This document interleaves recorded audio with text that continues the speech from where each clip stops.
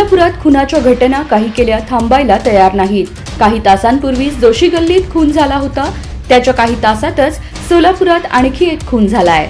सोलापुरातील भवानी पेठ परिसरात एका तरुणाचा हातोडीनं मारहाण करून खून केल्याची धक्कादायक घटना समोर आली आहे। मृताने आरोपीबद्दल अफवा पसरवल्याच्या संशयावरून हा खून करण्यात आलाय।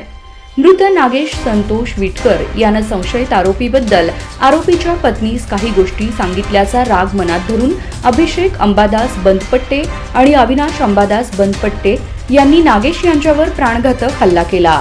12 मार्च रोजी रात्री 8:30 वाजता अभिषेक बंदपट्टे आणि त्याचा भाऊ अविनाश यांनी नागेशला रस्त्यात गाठलं। अभिषेकने हातोडी आणि लाकडी दांडक्याने नागेशच्या तोंडावर, छातीवर आणि पाठीवर जोरदार मारहाण केली। अविनाशने देखील लाथाबुक्क्यांनी बेदम मारहाण केली। यात नागेश गंभीर जखमी झाला आणि त्याचा मृत्यू झाला।